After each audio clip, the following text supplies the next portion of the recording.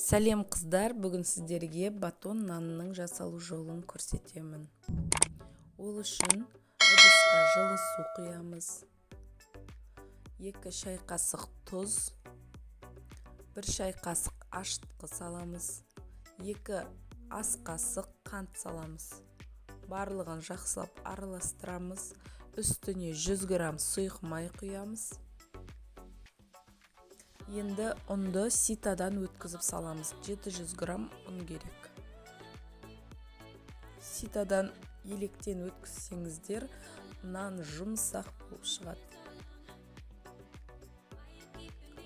Енді ұнымыз салып болғаннан кейін жұмсақ қамыр илеп аламыз. Қамыр қолға жабысқақ болады, ол ештеңе етпейді. Қолымызды кішкене майлап, бетіне жағып шығамыз.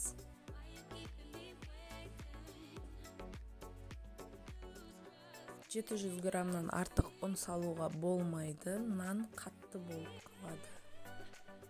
Енді бетін жауып, жарты немесе 1 сағатқа ашуға қойып қоямыз. Міне біздің қамыр ашып шықты. Осы рецепт бойынша 2 батон наны шығады.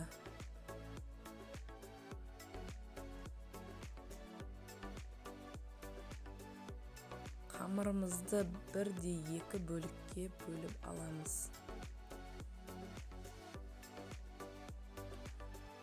Видеодағыдай қолымызды майлап алып, қамырымызды осылай жайып шығамыз. Жайып болғаннан кейін орап, батон нанның формасына келтіреміз. Екінші қамырды да дәл осылай жасаймыз.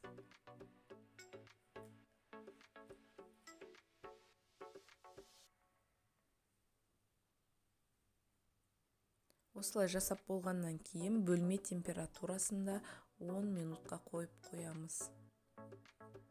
Пергамент қағазын төсейміз. Соның үстіне екеуін бірін-бірінен сәл алшақтатып қоямыз. Енді пышақтың көмегімен бетін кесіп шығамыз.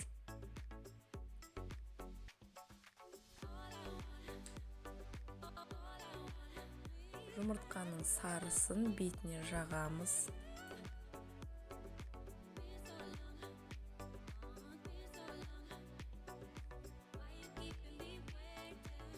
Бетіне жағып болғаннан кейін біреуісінің бетіне мак себеміз.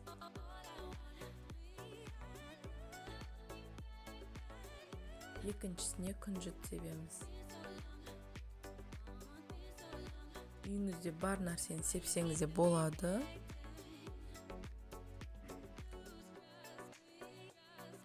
Міне біздің батондар дайын.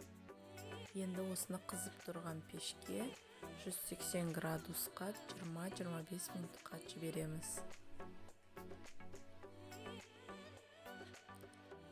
Нандар пісіп шықты. Енді осыны суытамыз, сосын барып кесеміз.